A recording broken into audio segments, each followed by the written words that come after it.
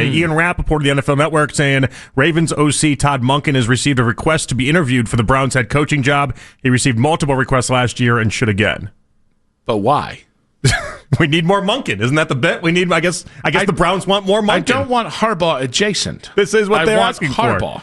He's received the request to be interviewed for the Browns head coaching job. Well, is you it because they want him to be the next? You wanted them to cast a wide net. This is them casting that wide net. It's to Baltimore. It's their OC. That's not a wide net. Well, I mean, we're going to get there. We got to interview a lot of different people in order to cast this wide net. So then you extend the net after that? I'm assuming this isn't going to be the guy that gets the job. This is just part of that extension. You wanted this wide-ranging interview. You can't mock them when they go ahead and interview all these people. He's going to get a job. He's going to get an interview with a lot of people. Yeah. So Todd Monken has received the request. Hey, Todd, the Ravens offense not been great with Lamar Jackson and Derrick Henry this year. Thoughts?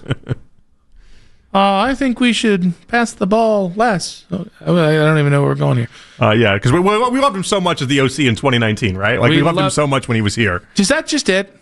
Like, is this the Haslam's love is this people like when that have been in the building somebody gets divorced and they just have to go back and they just go sleep with people they've previously slept with? That is a Haslam thing. The Haslams love people they've interviewed previously or they've had in the building previously and then become fond of. And Monken was in the building, and I didn't realize they had this this level of fondness for him, but here we are. 216-474-0092. I don't think Todd Monken's a bad offensive coordinator. I don't know why I would want him as a head coach. I don't know why. But what do we think about Monken? Latest report here is, all right, I've calmed down. In fairness, I realized that what I was doing in that Todd Monken reaction is the same thing that everyone's going to do to every name, which is blah. That's the hard part of this whole entire thing. And so every response is going to get. I can make sure that I criticize, that I basically go through this whole guy's career and just tear it down to the studs. Everyone we're going to talk about, we could do this. I would say Todd Monken is not in my top 5. He's probably not in my top 10. Would you put him close to the top of your board or closer to the not list? No, he's closer to the not list. I'm kind of somewhere in the middle there. But these are the type of things that we, in many ways, were asking the Browns to do, is bring in guys that weren't just automatically on Vegas's big board. And then the reality is that the guy that's going to get this job is going to get it with things said and done that we're not privy to. Mm-hmm. Like, that's the reality. So Monken comes in, blows their socks off, and showcases all these different ways that he can be awesome with them offensively and all these other different things. And okay, then we're off to the races. And then we got to trust these guys, which is a hard thing to do these days. Monken was cool with drafting Shedeur.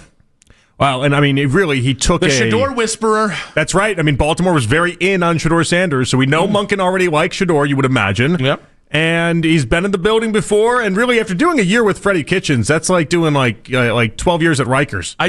That's a real penance. I like the idea that they bring Todd in, and then just like, hey, Todd, what do you think about John Harbaugh? Is he available? What do you think? Have you heard about this guy? They're doing research on Harbaugh. It's background. So what is Harbaugh? Harbaugh likes Dots pretzels. Is that right? That's what he enjoys? Is he a Southwest guy? Is he a garlic parm guy? All the real ones know garlic parm is the real one. If you were to visit Parma, what restaurant do you think he'd like to go to? Is he a polka guy? Does he like that Berea? What does he enjoy? Sokolowski's is closed. Pierogies? What do we think about that, right? When you guys talk, what do you talk about? What TV shows is he into? What's he into? Right, and then they make what's his guilty pleasure? Then they make a whole pitch based off of like Harbaugh's favorite movie characters, and then coming to the Browns. Here's the thing. I started was that thinking, weird Knicks pitch they did a few years back. The same idea. Jack knows what I'm talking about. When they had the Soprano, when they had James Gandolfini and. Do like a hey, Carmelo went. Carmelo's going to be a Knick. Yeah. I don't have a good Gandolfini. It's not good. I appreciate the attempt. I can't do the. I can't. You got that thing going. What are you talking about? He talks through his nose. That's not. I'm not. No. This is. You sound like you've never watched The Sopranos ever right now.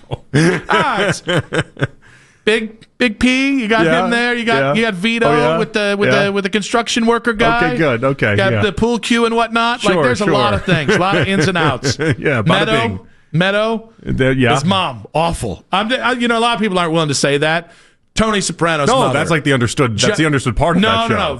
No. People don't understand this. They're she like, was very awful. Oh, Mama Soprano's such a sweetheart. She's a little old lady. I'm like, guys, she's not. She was ruthless. Everyone knew she was ruthless. No. I'm the first person to say that because I'm a big Sopranos guy.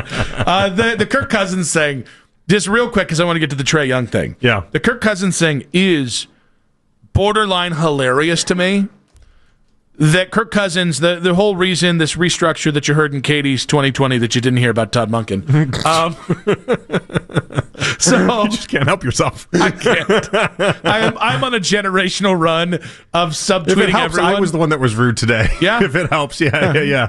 Well, now I feel challenged. I must buck up and show who's the real a-hole Katie around came here. in so proud. She's like, I did all this research on Kirk Cousins. I'm like, you should have done more research on Monken being in the update. But the whole point of the restructure is that Kirk Cousins will be cut post June 1, which allows him to sign with anyone, and it would be the funniest thing in the world. I am number one, Katie.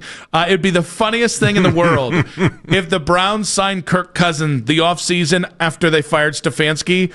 Because I think if you could be truthful with Stefanski, if you could go back and put Kirk Cousins on this team in 2020 moving forward, I think Kevin thinks he might have a Super Bowl by now. Well, or it would be funny, too, if they'd line this up. Stefanski takes the Falcons job, and then Kirk Cousins ends up on a different team that is in Atlanta.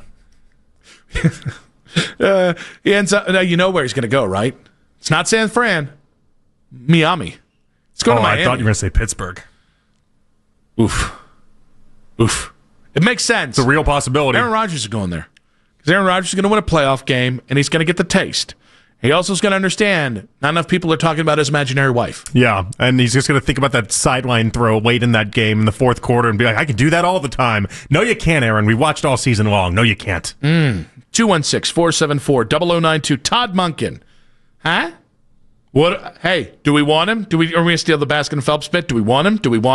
And then do like hush whispers in the background of like, oh, I don't know. They're being very secretive about this. I think we've settled on no, but it wouldn't surprise me. All right, so I cannot tell you that Miles won't be traded this offseason because I think the new head coach might have an opinion on this. And in fairness, I think Miles might have an opinion on this. If the Browns go to Miles and say, we're doing an elongated rebuild, Miles might decide that he wants to put another trade request in there.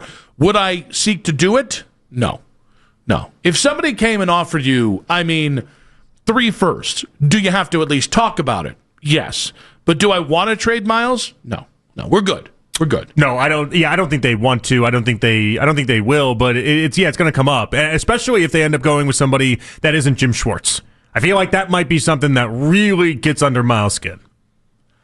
Yeah, and I also think if you bring in a head coach that has, like for instance, Brian Flores, 3-3-5 with defense. a different setup. Yep. Now putting Njoku in the same conversation, with love and respect, David's a free agent. Oh yeah, I think David's gone, and I do think David is gone. Very similar to Wyatt Teller, very similar to guys of that ilk. Honestly, I think Devin Bush is gone, which really bums me out because that dude, he was great. He was great this year. Yeah, you were stacked pretty deep at linebackers, and so I would love to see Bush and Schlesinger again. But we'll see. But I don't think they're going to go out of their way to trade Miles. But Miles certainly can make it a conversation.